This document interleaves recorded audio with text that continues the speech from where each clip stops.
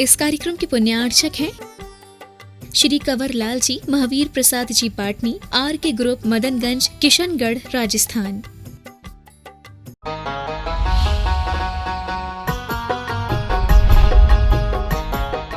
हमें बहुत कुछ पढ़ने की जरूरत नहीं है, सारभूत बात को ध्यान में रखने की जरूरत है। आप कहते हैं हमें गोमट सार समझ में नहीं आता, हमें ये समझ नहीं आता, हमें वो समझ नहीं आता। समझ के भी क्या करोगे? जो समझने की चीज़ है वो सारभूत यह है कि अगर हमारी समझ में ये आ गया कि पाप हमारे लिए शत्रु है और पुण्य या धर्म ही हमारा मित्र है, तो यही आपकी सबसे बड़ी समझदारी होगी। हर व्यक्ति अपने आप को अगर इतने ज्ञान के साथ में अपने आत्मा में अपनी श्रद्धा बना लेता है और इसी का निश्चय कर लेता है, तो आचार्य कहते हैं कि वह अपना कल्याण कर लेगा, क्योंकि उसे बचाने वाला और उसकी रक्षा करने वाला ये भाव उसके अंदर खुद समाहित हो गया है। उसे पता है कि मुझे बचाने वाला कौन है। धर्म ही हमारा रक्षक होता है, इसलिए हमेशा कहा जाता है धम्मम शरणम पव्वज्जामि। किसकी शरण को प्राप्त होता हूँ? शरण उसकी ली जाती है जो हमारी रक्षा कर सके। शरण उसकी ली जाती है जिसके माध्यम से हमें अपने अंदर एक निश्चिंतता आए, हमारे अंदर संतुष्टि का भाव आए, और जिसकी शरण में पहुंचने के बाद में हम फिर कभी ये महसूस ना करें कि यहाँ पर हमारे साथ धोखा तो नहीं होता। ऐसी शरण कौन सी है? तो आचार्य कहते हैं वह केवली पंडितो धम्मो शरणम पव्वज्जामि। यह धर्म जो किसी संप्रदाय का नाम नहीं, किसी भी क्रिया का नाम नहीं, किसी भी जाति विशेष का नाम नहीं। शुरुआत में ही आचार्य समंतबद्ध महाराज ने कहा था धर्म वह है जो संसारी प्राणी को इस संसार के गर्त से उठा करके ऊपर के उत्तम सुख में विराजमान कर दे, उसका नाम धर्म है। बस उस सुख में विराजमान करने की जो क्रिया है वो धर्म है, और वो क्रिया करते करते जो व्यक्ति धर्ममय हो जाता है तो वह अपने स्वभाव में आ जाता है, तो उसके लिए वस्तु स्वभाव ही उसका धर्म बन जाती है। आत्मा का अपने स्वभाव में आ जाना ही उसका आत्मा का धर्म कहलाता है। तो आत्मा का धर्म क्या है? अपना जो ज्ञायक स्वभाव है, ज्ञाता दृष्टा आत्मा का जो स्वभाव है, वह आत्मा का ज्ञाता दृष्टा स्वभाव को उपलब्ध हो जाने का नाम ही है कि हम धर्म को उपलब्ध हो गए। और उसको उपलब्ध करने के लिए जो हमें ये मार्ग बताया जा रहा है, सम्यक दर्शन, सम्यक ज्ञान, सम्यक चारित्र्य, धीरे धीरे हमें कहाँ ले जाता है? तो ये हमारे आत्म स्वभाव से ही हमको जोड़ता है। हमारा स्वभाव जानना, देखना और स्वयं में आनंदित होना है।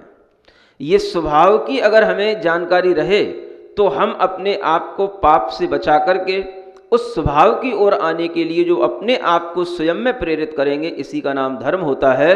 और यही धर्म हमारा बंधु बनता चला जाता है। जो व्यक्ति अपने आत्महित के लिए इस तरीके का भाव अपनाता है, वही व्यक्ति श्रेष्ठ ज्ञानी, श्रेष्ठ ज्ञाता कहलाता है। सब कोई बनना चाहता है। क्या बनना चाहता है? एक अच्छा ज्ञानी बन जाऊं मैं। हाँ, हर कोई अपने बेटे को भी ज्ञानी बनाना चाहता है, बेटी को भी ज्ञानी बनाना चाहता है। लेकिन ये ज्ञान अगर आप अपने बेटे और बेटियों को देंगे तो हम समझेंगे कि आप वास्तव में कुछ ज्ञानी हैं और आप वास्तव में अपने बेटे और बेटियों को कुछ ज्ञानी बना रहे हैं। कौन सा ज्ञान? आप अपने बेटे को सिखाएंगे कि बेटा सबसे बड़ा बंधु, सबसे बड़ा सहायक, सबसे बड़ा हेल्पर, सबसे बड़ा फ्रेंड अपने जीवन में अपना कौन होता है? तो अपना धर्म होता है। और सबसे बड़ा हमारे लिए एनेमी, सबसे बड़ा हमारे लिए दुश्मन, सबसे बड़ा हमारे लिए हार्म पहुंचाने वाला अगर कोई है तो वो कौन होता है? पाप होता है। अगर हम इतना उसको समझा पाए तो समझ लेना कि तुम्हारा बेटा संस्कारित हो गया। समझ लेना तुम अपने बेटे को कहीं भी छोड़ दोगे, तुम्हें उससे डर नहीं होगा कि बेटा कभी अन्याय की राह पर जाएगा, कभी अनीति की राह पर जाएगा। क्योंकि जिस व्यक्ति के अंदर इतना निश्चय हो जाता है, वो व्यक्ति दुनिया के किसी भी कोने में चला जाए, वो अपने धर्म को कभी नहीं छोड़ सकता। ये बात अगर हमारे दिमाग में रहती है तभी हम अपने अंदर कुछ अच्छा कर पाते हैं। ये अंत में सारभूत बात कही गई है। इसलिए आचार्य समंतभद्र महाराज ने अंत में ये बात कही है कि आप अपने अंदर ये निश्चय कर लें, और कुछ निश्चय आपको हुआ हो नहीं हुआ हो हमें पता नहीं, लेकिन इतना निश्चय कर लें हमारा शत्रु कौन है? तो कोई दूसरा नहीं है। जो हमको परेशान कर रहा है वो हमारा शत्रु नहीं है। जो हमारे काम बिगाड़ रहा है वो हमारा शत्रु नहीं है। जो हमारे लिए विघ्न पैदा कर रहा है वो हमारा शत्रु नहीं है। जो हमारा पेमेंट नहीं दे रहा है वो हमारा शत्रु नहीं है। जो हमारे किसी भी प्रकार के बनते बनते काम में विघ्न डाल देता है वो हमारा शत्रु नहीं है। शत्रु कौन है? मेरा कुछ अपना ही कर्म है, मेरा अपना ही पाप है, जो हमारे लिए इस तरीके के विघ्न लेकर के सामने आ जाता है। यह निश्चय हो जाएगा आपके अंदर, तो आप दूसरे के ऊपर परेशान नहीं होंगे, दूसरे पर आरोपित नहीं करेंगे अपने उस भाव को जिसके माध्यम से आप परेशान होते हैं कि ये मेरा शत्रु है। आपके अंदर ये भाव आ जाना चाहिए कि ये मेरा कर्म था जिसके कारण से ये विघ्न आया, अन्यथा मेरा काम तो पूरा बन ही रहा था। किसने रोक दिया? किसने बिगाड़ दिया? मेरे पाप कर्म ने। यह विचार आते ही आपको सुख मिलेगा, शांति मिलेगी, आपके पाप कर्म की निर्जरा होगी, तो जो काम बिगड़ रहा था वो बनने की राह पर आएगा। लेकिन यदि आप दूसरे के बारे में सोचते रहेंगे, इसने मेरे साथ बुरा किया, इसने मेरे काम बिगाड़े हैं, मैं इसको कैसे क्षमा कर दूं, मैं इसको कैसे अच्छा समझ लूं, तो आप कभी भी अच्छे बन नहीं पाएंगे। समझ रहे हैं? आप देखना, आपके अंदर ये थिंकिंग होती है। जब आपके अंदर कषाय किसी के प्रति होती है, जब आप किसी को बुरा जानते हैं, किसी को बुरे रूप में ही देखते हैं, जब आप किसी के प्रति अपने अंदर शत्रु की एक धारणा बना लेते हैं, तो आप हमेशा उसके बारे में इसी रूप में देखते हैं कि मेरा शत्रु है। आप उसको स्वप्न में भी क्षमा करने की बात नहीं सोच सकते।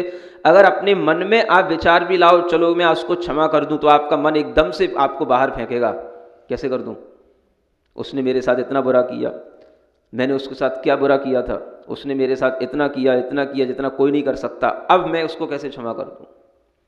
जबकि आपके अंदर का ये भाव कहां से आ रहा है आपको पता नहीं है। एक तरफ आप बैठे थे क्षमा करने के लिए कि चलो मैं इसको क्षमा कर दूं, और एक तरफ आपके ही मन में भाव आया कि मैं इसको क्षमा कैसे कर दूं। अब जानते हो ये दोनों भाव कहां से आए? एक भाव जो आपके अंदर आया कि चलो मैं इसको छोड़ दूं, मैं इसको क्षमा कर दूं, मैं इसको क्षमा करने के लिए भीतर से मन बना रहा था, ये इस सोच करके मुझे पता है कि क्षमा एक बहुत बड़ी चीज है, मैं अपने आप को क्यों बिगाड़ूं, मैं अपने परिणाम क्यों खराब करूं, मैं अपना अहित क्यों करूं, मैं किसी पर क्रोध और बैर बांध करके अपने अंदर की शत्रुता को क्यों बढ़ाऊं। ऐसा सोच करके जब व्यक्ति क्षमा करने के लिए बैठा, तो उसके मन में ही उसी के अंदर से एक भाव पैदा हुआ, क्यों कर दूं। इतना बुरा करने के बाद भी अगर उसको क्षमा कर दिया जाएगा, तो फिर उसको उसके किए का दंड कब मिलेगा। इतना बुरा करने के बावजूद भी अगर क्षमा कर दिया जाएगा, तो फिर तो वो कभी भी सुधरेगा ही नहीं। तो आप उस समय पर ये सोचते हो कि हम ही उसको सुधारने बैठे हैं, आप ये सोचते हो कि हमारी क्षमा नहीं करने से ही वो सुधर जाएगा। लेकिन आपकी ये इतनी बड़ी भूल क्यों पैदा होती है? वो आपके अंतरंग की एक बहुत बड़ी काषायिक परिणति होती है। क्या बोलते हैं इसको? कषाय की परिणति। ये अंतरंग की इतनी बड़ी कषाय है, वो कषाय हमारे अंदर इस रूप में बैठी हुई होती है कि हम अपने अंदर की उस कषाय को जीत नहीं पाते हैं। इसलिए फिर हमारा मन करता है नहीं, मैं दुनिया से क्षमा मांग लूंगा, उससे नहीं मांगूंगा। मांगना तो दूर की बात है, मैं अपने मन में भी उसके प्रति भी क्षमा का भाव नहीं ला सकता।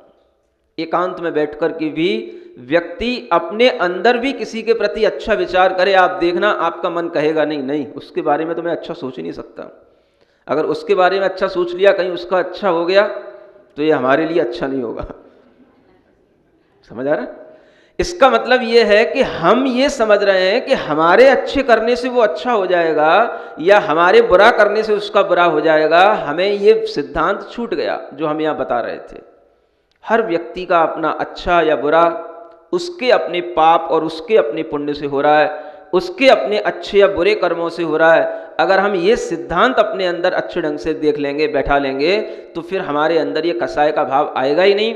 हम अगर किसी के बारे में बुरा सोच रहे हैं, तो हम उसका बुरा नहीं कर रहे हैं, हम अपना ही बुरा कर रहे हैं। हमारे लिए अगर किसी के बारे में अच्छी सोच पैदा हो जाएगी, तो वो हमारे सोचने से अच्छा नहीं हो जाएगा, हम अपने लिए अच्छा ही पैदा करेंगे। हो सकता है कि हम अगर अच्छा सोचने लग गए, तो हमारे वह पॉजिटिव वाइब्रेशन उसके पास में पहुंचेंगे, उसके अंदर की बात, उसके अंदर की कसाय, उसके अंदर की जो शत्रुता जिसे हम बदलना चाहते हैं, वो कभी अपने आप नहीं बदलेगी। वो तब बदलेगी जब हम भी उतने ही पॉजिटिव होंगे जितना वो नेगेटिव है। ये बात हम भूल जाते हैं, और इसी कारण से हम कभी भी किसी को क्षमा करने के भाव में नहीं आ पाते, किसी की बात को भुलाने के भाव में नहीं आ पाते। और यही वजह होती है कि हम अपनी कसाई के भाव में तो जी लेते हैं, लेकिन धर्म के भाव में नहीं जी पाते हैं। तो धर्म कहाँ है? धर्म हमारे भीतर है। उस धर्म को हम जितना बढ़ाएंगे, वह उतना ही धर्म हमारे लिए रक्षक बनेगा। बाहर की सभी प्रकार की नेगेटिव वातावरण को भी वो हमारे लिए पॉजिटिव बनाएगा। और ये बात तब हमारे अंदर आएगी जब हम बिल्कुल निश्चिंत हो जाएं इस बात से कि धर्म ही हमारा मित्र है और पाप भाव हमारा शत्रु है। वह पाप किसी रूप में हो सकता है। वह पाप हिंसा, झूठ, चोरी, कुशील, परिग्रह के रूप में भी हो सकता है। वह पाप क्रोध, मान, माया और लोभ, इन चार कसायों के रूप में भी हो सकता है। किसी भी तरीके का यह पाप अगर हमारे अंदर बढ़ रहा है तो वह पाप हमारे लिए हानि को पैदा करने वाला है। इसलिए हम अपने पाप को ही शत्रु समझेंगे तो ये हमारा ये सिद्धांत जो बना है श्रेष्ठ ज्ञाता बनाए रखने का, ये बराबर बना रहेगा। यही आचार्य सुमंतभद्र महाराज अंत में आपको समझा रहे हैं। सबको अंत में तो समझ में आ ही जाना चाहिए। ग्रंथ का भी अंत है, हर चीज का कहीं ना कहीं अंत तो होता ही है। और इस तरह का जब अंत में कुछ बताया जाता है तो अंत की चीज तो हमको पकड़ ही लेनी चाहिए। चाहे भले ही रेल की कितनी ही बड़े उसमें रेल में डिब्बे लगे हों, सब डिब्बे निकल गए हों, लेकिन अगर हम प्लेटफार्म पर पहुंचते पहुंचते लास्ट में भी अगर ट्रेन का अंतिम डिब्बा भी पकड़ लेते हैं तो भी हमारे लिए काम हो जाता है। समझ आ रहा है? गाड़ी अपनी गति से चल रही है, डिब्बे सब हमारे सामने से गुजर रहे हैं, हम कितनी लेट पहुंच रहे हैं, किसको हम पकड़ पा रहे हैं, ये हमारे अपने पुरुषार्थ पर है। अभी भी आपके सामने 2-3 श्लोक बचे हुए हैं जो आज ही ये ट्रेन के डिब्बे आज ही आपके सामने से पास होंगे। तो पहला ये जो गाथा थी जिसमें बताया गया कि श्रेष्ठ ज्ञाता कौन होता है। अब अंत में आचार्य कहते हैं कि ये जो आपने रत्नकंड श्राप का 4 फड़ा है, इसका अगर आप पालन करेंगे, इस पढ़ने के बाद में यदि आप इसका कोई भी आचरण करेंगे, इससे आपको क्या फल मिलेगा, तो उसका फल बताते हुए इस ग्रंथ का समापन किया जा रहा है। ये न स्वयं वीत कलंक विद्या दृष्टि क्रिया रत्न करंड भावम नीतस्तमायाति पतिच्छयैव सर्वार्थ सिद्धिस्त्रिषु विष्टपेषु। क्या कहते हैं? ये न स्वयं वीत कलंक विद्या, जिसने स्वयं अपनी ही आत्मा में अपनी ही आत्मा को कैसा बना लिया? कलंक से रहित अपना ज्ञान बना लिया।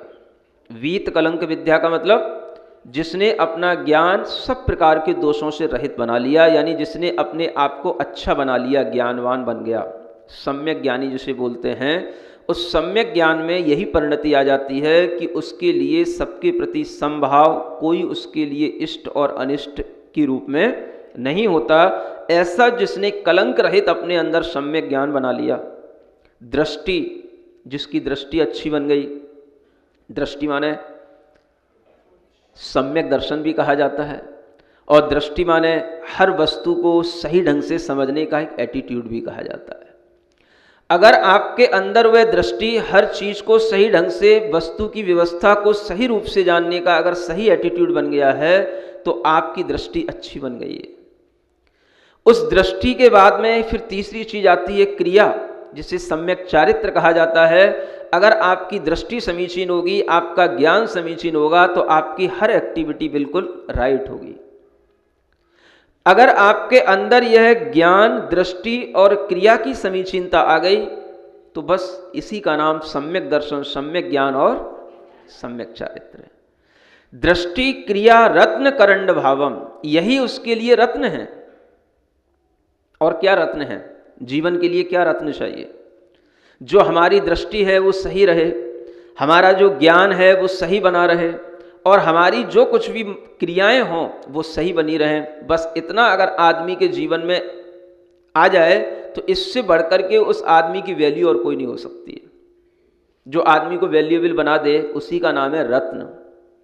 रत्न केवल सिर पर लगाने से और अंगूठियों में पहनने से आदमी वैल्यूएबल नहीं बन जाता है। जब तक कि उसके अंदर ये गुण न हो तब तक वह कभी भी गुणवान नहीं बन सकता है। तो आत्मा के ये गुण, मन के अंदर ये अच्छी बातें जब आ जाएंगी तो यही रत्न का करंड माना होता है पिटारा। वह व्यक्ति रत्न का पिटारा खुद बन गया। अब रत्न करंडक श्रावकाचार ये ग्रंथ में नहीं है, क्या सुन रहे हो? ये रत्न का पिटारा नहीं है, ये पन्नों वाली किताबें, ये रत्न का पिटारा नहीं है। रत्न का पिटारा क्या है?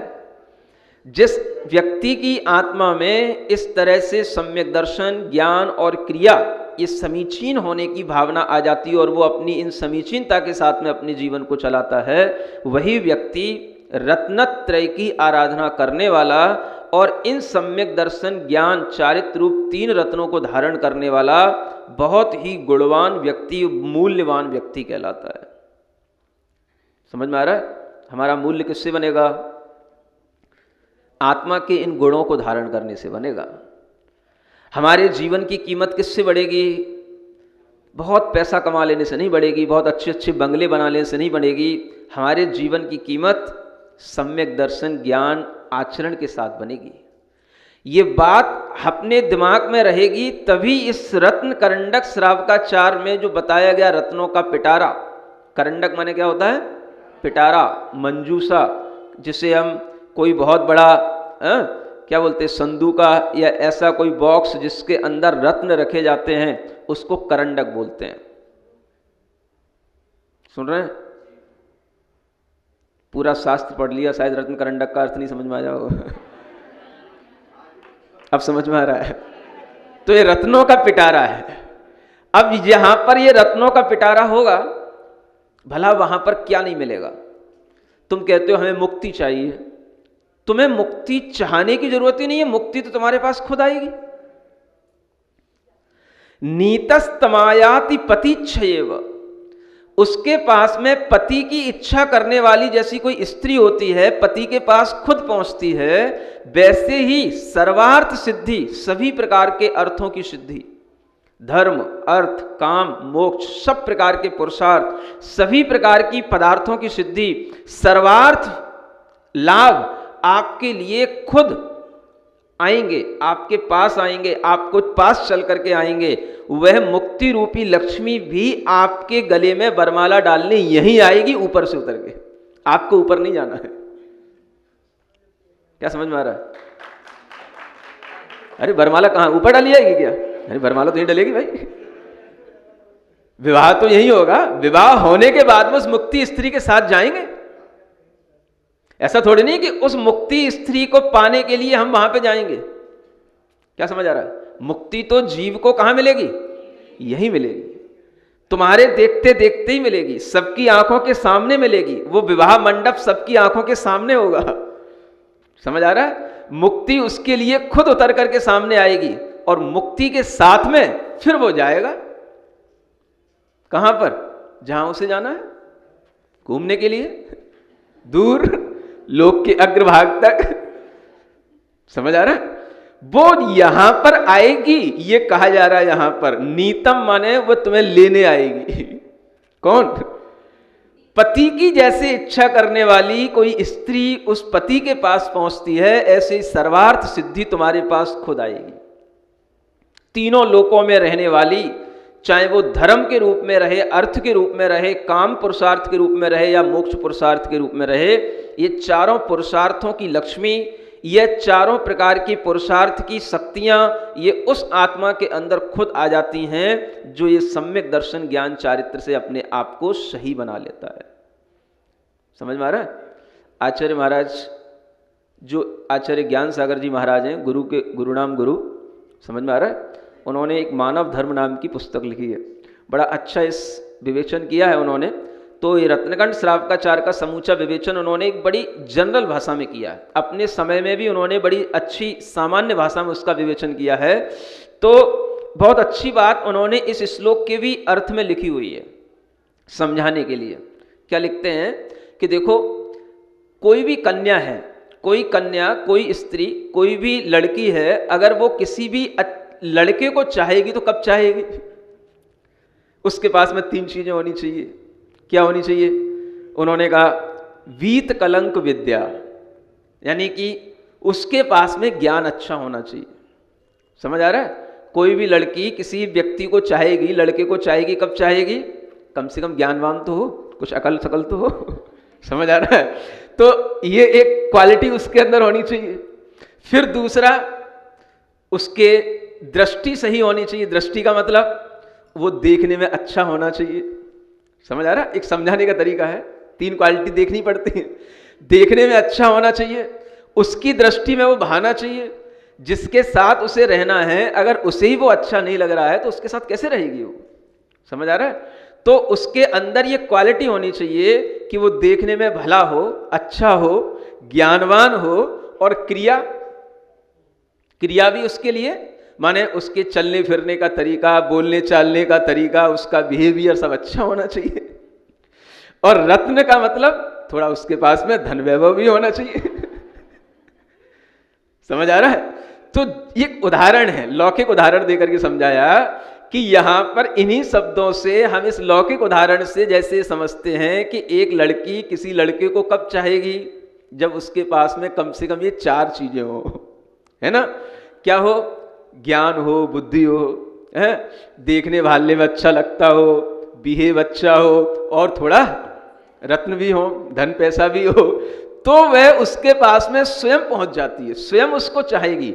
उसी तरीके से जो आत्मार्थी है, अलौकिक मार्ग पर चलने वाला है, जो अपने अंदर सम्यक दर्शन, सम्यक ज्ञान, सम्यक क्रियाओं का आचरण करता है, उसके लिए वह मुक्ति रूपी लक्ष्मी अपने आप उसके पास में पहुंच जाती है।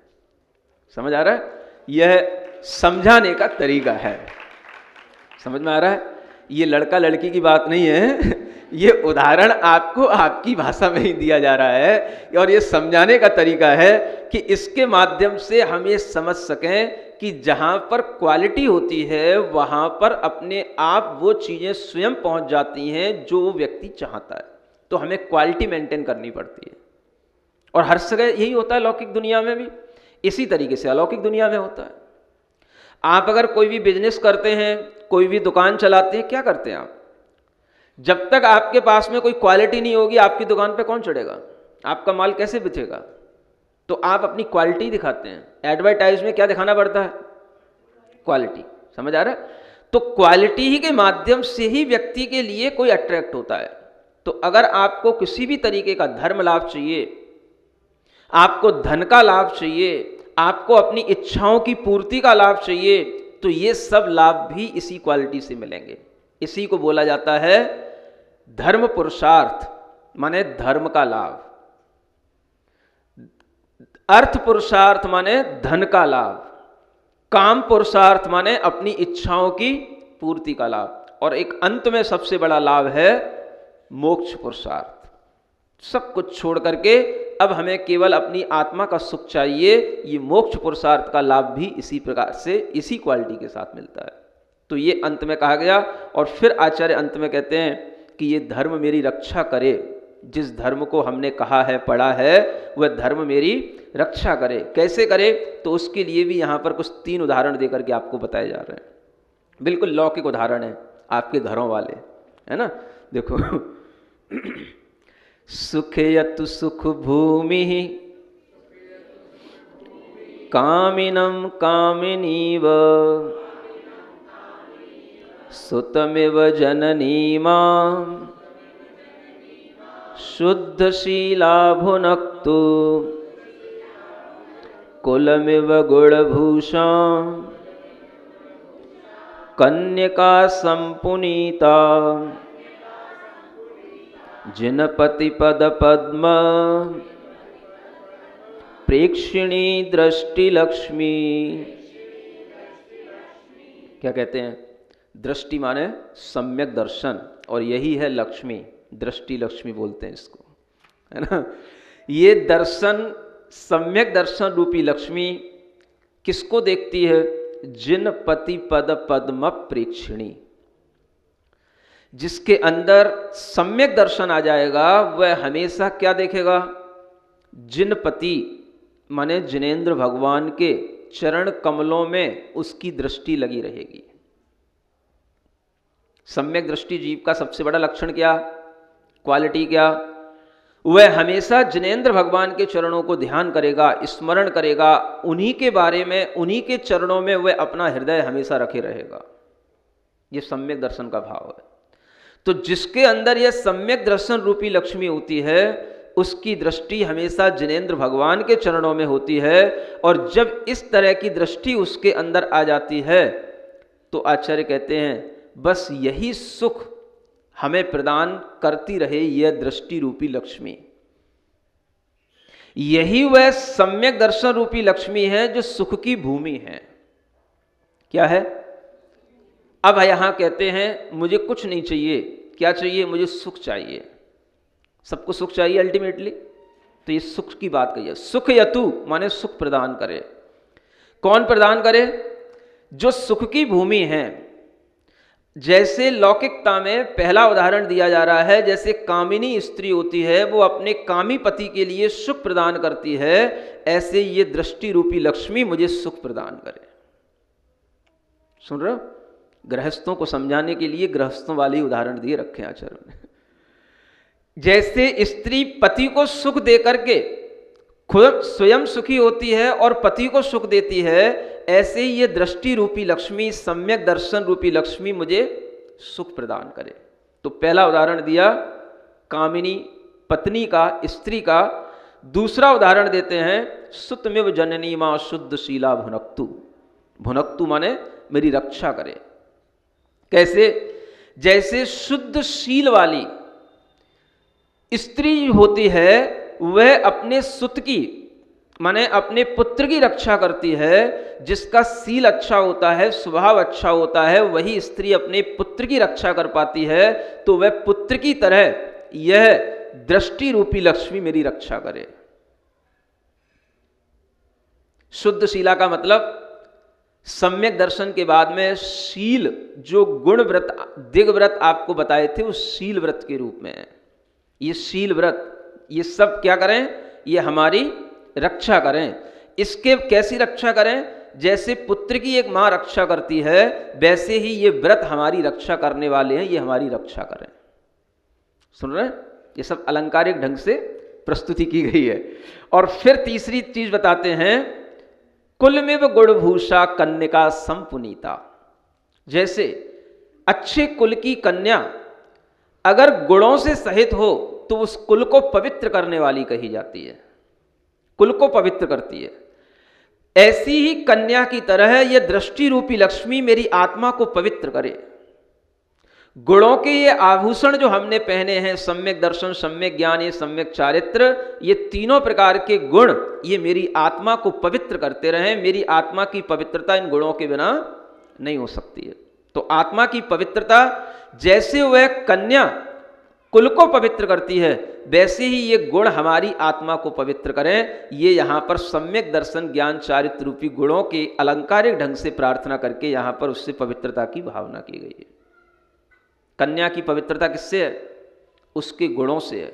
और जो कन्या गुणों से विभूषित होती है वही अपने कुल पर एक बहुत अच्छा, एक कुल को चंद्रमा की तरह, उसको बहुत ही कुल की अपनी मर्यादा को बढ़ाने वाली, कुल की प्रशंसा कराने वाली एक कन्या जब इस तरीके से कुल में जन्म लेती है तो उसके माध्यम से यश दोनों घरों में फैलता है, दोनों प्रकार के परिवारों में फैलता है। और केवल वो परिवारों में नहीं फैलता, वो समाज में भी फैलता है।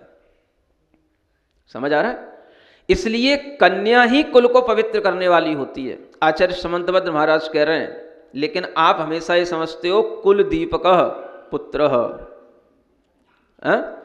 कुल दीपक पुत्र होता है। पुत्र में कोई कुल दीपक पना नहीं होता, कन्या में कुल दीपक पना होता है। कन्या पवित्र करने वाली होती है। आप देखेंगे आज के इस समय में जहां पर पुत्र काम नहीं आते हैं वहां पुत्रियां बहुत काम आ रही हैं। समझ में आ रहा है? देख लो, सामने भी बैठे हैं। हाँ, 2-2.5 महीने के प्रवास में पुत्र एक भी बार दर्शन करने नहीं आया और पुत्रियां कितने बार आ चुकी हैं। समझ आ रहा है? अगर अच्छी गुणवान कन्याएं होती हैं तो वो जिस घर में पहुंचती हैं उस घर में भी, उस परिवार में भी, वहां की समाज में भी अपनी प्रभावना करती हैं, धर्म की प्रभावना करती हैं। लोग पूछते हैं ये बहू कहां से आई, ये मंदिर में आकर के इसने सब तरीके के ये वातावरण कैसे परिवर्तित कर दिए, कैसे यहां पर आकर के इसने धर्म की अलग अलग तरीके की एक्टिविटी करना शुरू कर दी, कहां से आई, कौन से घर की, कहां से। तो जब ये पूछा जाता है तो ये वहां से आई, वहां से आई। समझ आ रहा है? तो उस घर का भी नाम आता है। गुणों से सहित कन्या यदि होती है तो वह सब जगह पर धर्म के लिए भी अच्छी होती है, वंश कुल के लिए भी अच्छी होती है, समाज के लिए भी अच्छी होती है। लेकिन जिस कन्या में गुण नहीं होते हैं वो कन्या कुल को भी पवित्र नहीं करती, धर्म को भी पवित्र नहीं करती, समाज को भी पवित्र नहीं करती। आज ऐसी भी कन्याएं हैं जो कन्याएं अपने काम भाव के कारण से, अपनी इच्छाओं की पूर्ति करने के लिए धर्म को भी बिल्कुल खुटी पे टाक के रख देती हैं, माता पिताओं की बातें भी बिल्कुल इग्नोर कर देती हैं। ऐसी कन्याओं के लिए कहा जा रहा है कि ये कुल को पवित्र करने वाली नहीं है। जो अपने कुल को पवित्र ना कर सके वो धर्म को कैसे पवित्र करेगी, समाज में क्या देगी, कुछ नहीं करेगी। कितनी ही ऐसी कन्याएं हैं जो सिर्फ अपने काम भाव की पूर्ति करने के लिए, उनका मन किसी लड़के पर ऐसा लग गया जिनके लिए कोई भी ना तो धर्म का भाव है ना कोई सदाचार का भाव है, बस उसको अच्छा लग रहा है, पैसा कमाता है, सदाचारी बस इस रूप में। हाँ ठीक है, सबके लिए अच्छा सोचने वाला तो हर कोई होता है, लेकिन माता पिता देख रहे हैं इस कुल में कन्या के पहुंचने के बाद में इस कन्या के अंदर कोई धर्म रहने वाला नहीं है, लेकिन वो कन्या समझ नहीं रही है। अब उस कन्या ने उस कुल को ही अपवित्र नहीं किया, उसने अपने धर्म को भी अपवित्र कर दिया, उसने समाज को भी अपवित्र कर दिया। जिस कुल में कोई धर्म नहीं, धर्म के लिए विरोध है, धर्म की मर्यादाओं का उल्लंघन करके ही वहां पर जीने में खुशी मानी जाती है, ऐसे कुल में जाने के लिए वो तैयार हो जाती है सिर्फ और सिर्फ इसलिए कि वो हमारे साथ जॉब करता था, हमको पसंद है, उसके लिए हम अपने पास में किसी भी तरीके से हमने जब उसके साथ में घूमा फिरा तो बस वो हमें अच्छा लगने लग गया। उसके कारण से उसने अपने कुल की सब मर्यादाओं को छोड़ दिया। बताओ ऐसी कन्याओं की कैसे प्रशंसा की जाए? है? प्रशंसा तो क्वालिटी की जाएगी। जिस कन्या के अंदर ऐसे गुण होंगे उन कन्याओं की प्रशंसा करनी चाहिए, प्रशंसा की जाती है, शास्त्रों में भी प्रशंसा की गई है, मुनि महाराज भी प्रशंसा करते हैं। कन्याओं को गुणों के साथ में, धर्म के साथ में आगे बढ़ना चाहिए। जो कन्याएं अपने कुल की मर्यादाओं में आगे नहीं रहती हैं वो कन्याएं अपने धर्म के लिए, अपने परिवार के लिए कलंक बन जाती हैं। हम एक कलंक भी बन सकते हैं, हम एक चंद्रमा की चांदनी की तरह उस धर्म को आगे भी फैला सकते हैं। केवल हमारे अंदर का यह भाव कि जब हम किसी के साथ में जॉब कर रहे हैं तो हम इतने ना जुड़ जाएं उसके साथ में कि हम अब ये भी भूल जाएं कि हम कौन थे और हम किसके साथ क्या व्यवहार करने जा रहे हैं। मनुष्यता का व्यवहार सबके साथ होना चाहिए, लेकिन रोटी बेटी का व्यवहार हर किसी के साथ नहीं होता है। बेटी का आदान प्रदान, रोटी खाने पीने का आदान प्रदान, अगर ये दोनों चीजें हमारी मर्यादाओं में रहेंगी तो हमारे कुल की, धर्म की, संस्कृति की, समाज की, सबकी रक्षा होगी। अन्यथा हमारी बेटियां ही हमारे कुल को बदनाम करने के लिए सबसे आगे हो रही हैं। आज देखता हूं मैं हर शहर में, हर शहर के अंदर 2, 4, 10 नहीं, कम से कम अगर 100% में से देखा जाए तो आज 40% ऐसा देखने में आ रहा है कि कन्याएं किसी ना किसी ऐसे लोगों के साथ विवाह कर रही हैं जहां पर पहुंचने के बाद में उनके अंदर किसी भी तरीके का ना धर्म का भाव रह जाता है, ना कोई गुरुओं के प्रति श्रद्धा का भाव रह जाता है, ना अपनी धर्म की मर्यादा को बनाए रखने का भाव रहता है। उन्हें केवल बस अपना प्रेम दिखता है, अपना वह प्यार दिखता है, इसके अलावा उन्हें कुछ नहीं दिखता है। माता पिता दुखी होते रहते हैं, रोते रहते हैं, परिवार में, समाज में निंदा होती रहती है, रिश्तेदार कभी भी इस तरीके की अपेक्षाएं नहीं रखते हैं, सब कुछ छोड़ने को तैयार हो जाती है वो सिर्फ एक लड़के के लिए। समझ में आ रहा है कैसे ऐसी कन्याओं को पवित्र कहा जाए जिन्होंने कुल को अपवित्र कर दिया? हम यूं भी नहीं कह सकते कि उनके माता पिताओं ने उन्हें संस्कार नहीं दिया, क्योंकि उनके माता पिता इतने संस्कारित हैं कि वो आज भी रो रहे हैं, रोते हैं, धर्म करते हैं और जीवन भर उन्होंने अपने बेटों को अच्छे ढंग से पाला है, लेकिन फिर भी उनकी कन्याओं ने उनको धोखा दिया। इस प्रकार का जो पाप कन्याएं करती हैं, मैं कहता हूं उन्हें जैन कुल में कभी भी जन्म मिलेगा ही नहीं, जिन्होंने इस तरीके से एक बार जैन कुल खो दिया।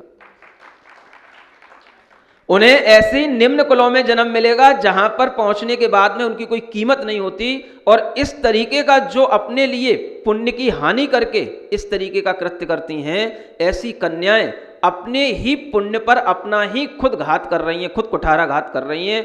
ऐसी कन्याओं को अगर हम नहीं बचा सकेंगे तो हमारा धर्म कभी बच नहीं सकेगा। कन्याओं को सिखाओ गुण क्या होते हैं, दोष क्या होते हैं, धर्म क्या होता है, अधर्म क्या होता है। ये बात अगर हम अपनी बेटियों को नहीं सिखा पाए, ये पाप और पुण्य की बात अगर हम अपनी बेटियों को नहीं सिखा पाए, तो आपको उन्हें सीए बनाने से, इंजीनियर बनाने से, डॉक्टर बनाने से कुछ हासिल नहीं होगा। वो तो संसार में हैं, संसार में और ज़्यादा उस पाप के कारण से दुखी होंगी, आप उन्हें सुखी नहीं बना सकते हो। सुख बनाने के लिए, सुखी बनाने के लिए तो यही धर्म चाहिए। ये धर्म उन्होंने खो दिया तो अब उन्हें पता ही नहीं कि सुख का पुरुषार्थ कहाँ होगा, क्या आत्मा है, क्या धर्म है, क्या सुख है, उन्हें कुछ भी नहीं रहेगा। जब तक पैसा है तब तक वो प्रेमी रहेगा साथ में, और जिस दिन वो भी नहीं रहेगा वो प्रेमी को भी छोड़ देंगे, क्योंकि उसका प्रेम कोई प्रेमी से नहीं है, उसका प्रेम किसी और चीज़ से है, वो उसे बाद में याद आएगा। और ऐसा होता है, समझ में आ रहा है। तो आप अपनी कन्याओं को सिखाएं, कन्याओं से कहें बेटी कुल की पवित्रता हमेशा बनाए रखना, धर्म की पवित्रता हमेशा बनाए रखना। तुझे पढ़ने लिखने के लिए कोई मनाही नहीं है, कहीं भी पढ़े, कहीं भी जॉब करे, लेकिन कभी भी बेटी का व्यवहार वहीं होगा जहां पर बेटी के कुल की मर्यादा के अनुसार वह व्यक्ति होगा। हर जगह पर रोटी और बेटी का व्यवहार नहीं होता है। समझ आ रहा है, ये हमेशा ध्यान रखना चाहिए। ये कोई राजनीति के नेता नहीं है हम लोग कि जिस किसी की भी थाली में बैठ कर के हम रोटी इसलिए खाने लग जाएं ताकि उसके वोट हमें मिल जाए। समझ आ रहा है। ऐसा बेटी का व्यवहार करने वाले हम लोग नहीं हैं, ऐसा रोटी का व्यवहार करने वाले हम लोग नहीं होते हैं। हमें अपनी पवित्रता को बनाए रखने के लिए दो चीज़ें हमेशा ध्यान में रखनी चाहिए, रोटी बेटी का व्यवहार सबके साथ नहीं, बाकी सब व्यापार सब व्यवहार सबके साथ है। समझ आ रहा है। तो यही इस रत्नकंठ श्रावकाचार का अंतिम संदेश है, यही अंतिम भाव है। इसी के माध्यम से आपको समझना है, जिसकी दृष्टि में भगवान जिनेंद्र देव के चरण नहीं रहे, समझ लो अब उसका पतन संसार में निश्चित है। ऐसे प्रेम से, प्यार से या किसी भी प्रकार के धन समृद्धि से आपको कोई लाभ नहीं जिससे आपके लिए यह जिन कुल छूट जाए।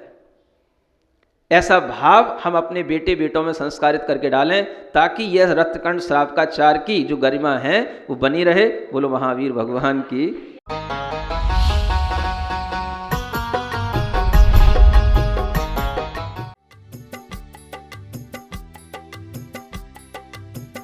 इस कार्यक्रम के पुण्यार्चक थे श्री कंवर लाल जी, महावीर प्रसाद जी पाटनी, आर के ग्रुप, मदनगंज, किशनगढ़, राजस्थान।